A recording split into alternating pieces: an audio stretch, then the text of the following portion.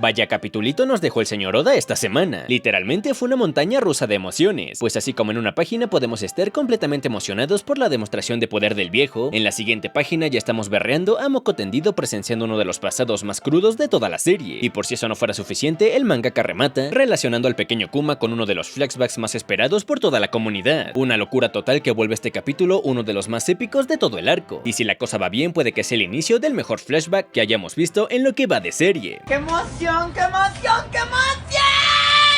Vamos a dividir este video en los tres diferentes frentes que ya mencionamos. Primero tendríamos el inicio del capítulo con la cogidota que Saturno le metió a los protas. Después tendríamos el más que trágico pasado de Kuma. Y para terminar hablaremos de lo poco que se nos mostró del incidente de God Valley. Así que nada, dejemos de rellenar esta vaina y empecemos de una con lo más importante de este capitulazo 1095. Empecemos pues con la primera parte del capítulo donde podemos ver cómo el viejo araña hace lo que ya todos esperábamos que hiciera desde la semana pasada. Y es que para sorpresa de nadie, el viejo demostró ser un monstruo al que ninguno de los presentes es capaz de hacerle frente. El ataque que recibió por parte de la waifu no le hizo ni cosquillas. Es capaz de regenerarse, puede lastimar a los rivales únicamente con la mirada, y para acabarla de joder tiene una habilidad que hace que los rivales queden completamente inmóviles. Una demostración de poder bastante impresionante que quiero pensar estará limitado de alguna manera para no estar excesivamente roto. Aparentemente algunos tenían la esperanza de que Sanji fuera capaz de tener un duelo parejo con este sujeto, y tras ver cómo el viejo se lo culió con la pura mirada, ya he comenzado a ver muchísimos comentarios bulleando al pobre rubio, asegurando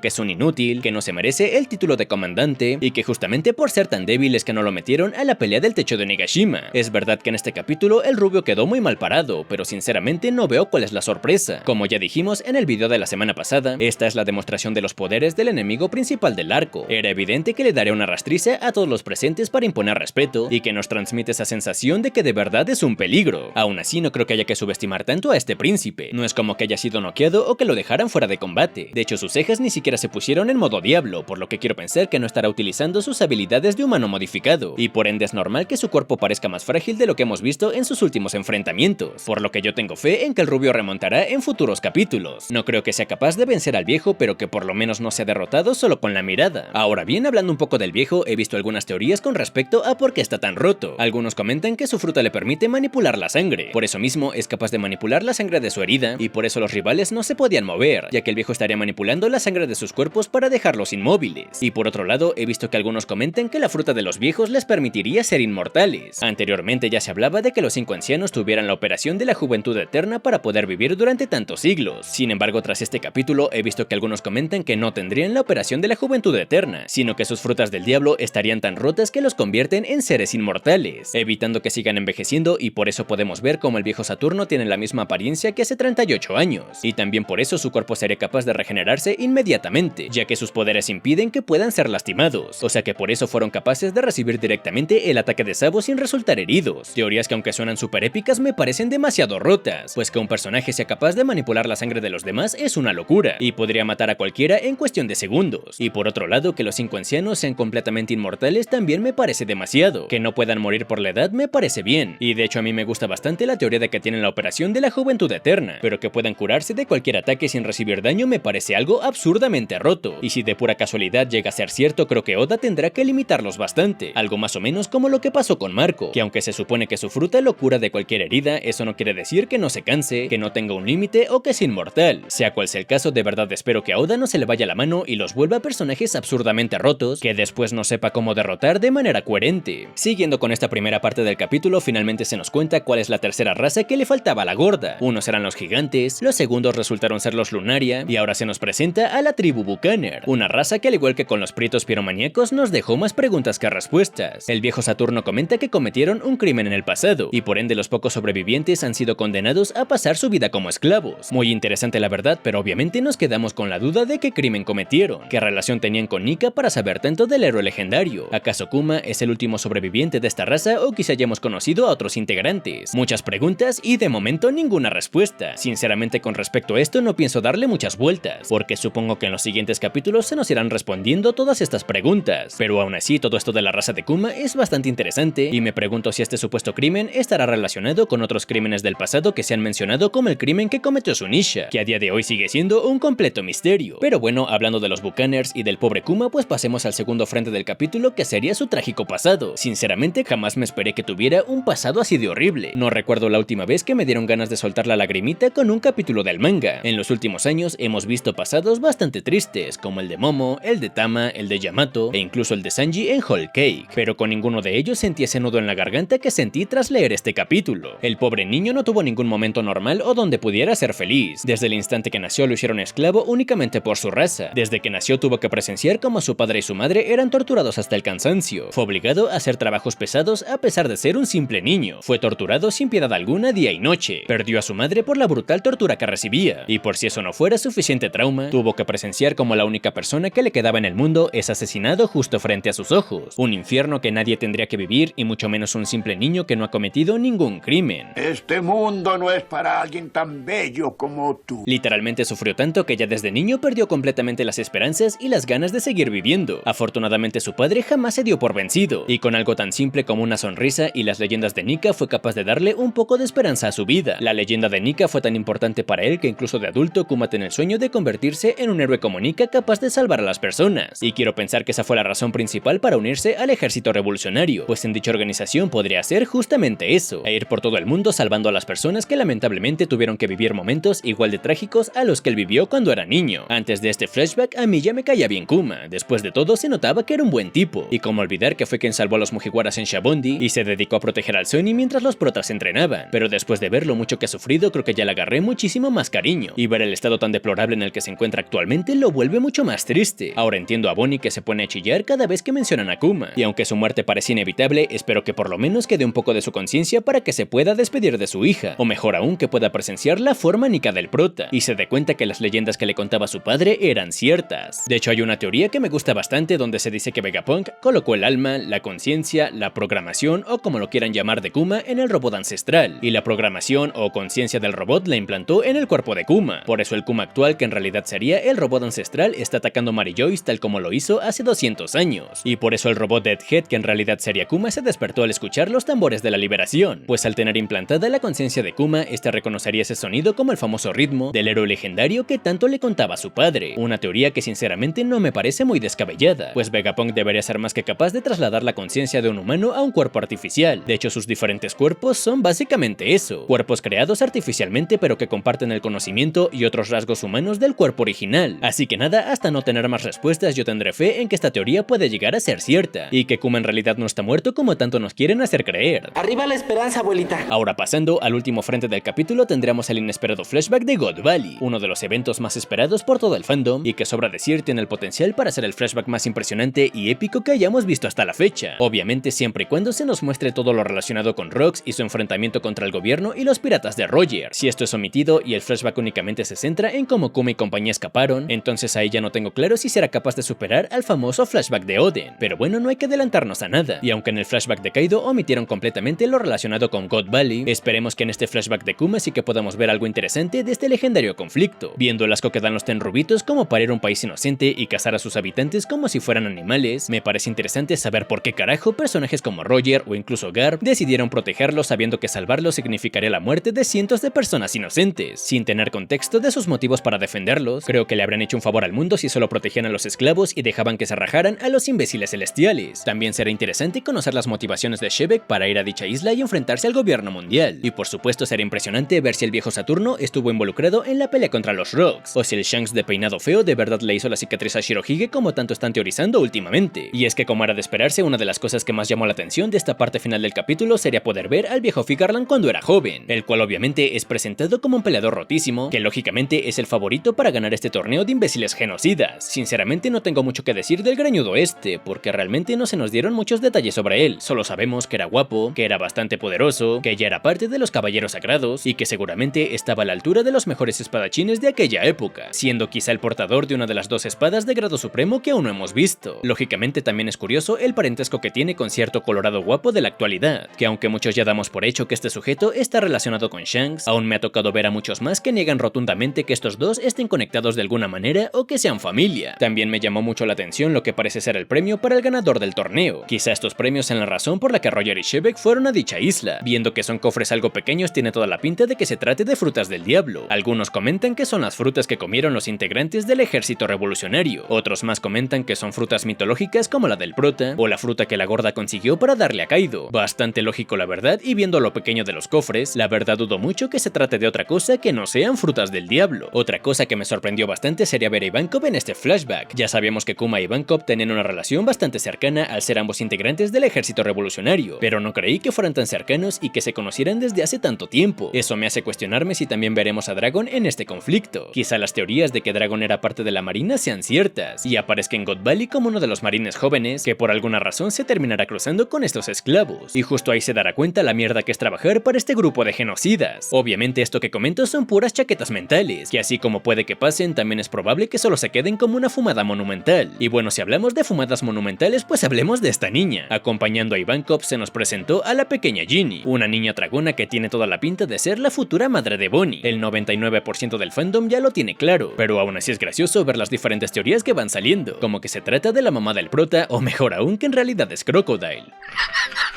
Quiero pensar que muchos de los que comentan que se trata de Crocodile y que ese es el secreto que quiere ocultar, lo dicen más por meme que porque de verdad lo crean. Y sobre qué es la mamá del prota tampoco lo veo muy probable. Hace 38 años Dragon tenía unos 17 años, mientras que la pequeña Ginny no se sabe su edad, pero si es de la edad de Kuma tendría unos 9 años aproximadamente. Veo mucho más factible que Kuma y la niña se enamoraran siendo de edades tan similares y teniendo infancias tan parecidas, a que Dragon se enamore de alguien a quien le lleva por lo menos 8 años de diferencia. Así que no creo que la pequeña Ginny sea la mamá del prota. Y tampoco creo que Bonnie y Luffy sean hermanos de sangre como he visto por ahí en algunas teorías. Pero bueno, la última palabra siempre la tiene el señor Oda, así que solo queda esperar a ver cómo nos sorprende con este personaje, la cual tiene toda la pinta de ser el típico personaje de flashback del que nos hace encariñarnos para que al final termine muriendo. Sea como sea, qué lástima tener que esperar esta semana sin manga para poder continuar con este flashback que nos tiene a todos tan emocionados. Déjenme ustedes en los comentarios qué es lo que esperan que pase en el capítulo 1096. De momento no tengo nada más que agregar. Nos vemos en unos días con algunos videos para hacer un poco más entretenida esta semana sin manga.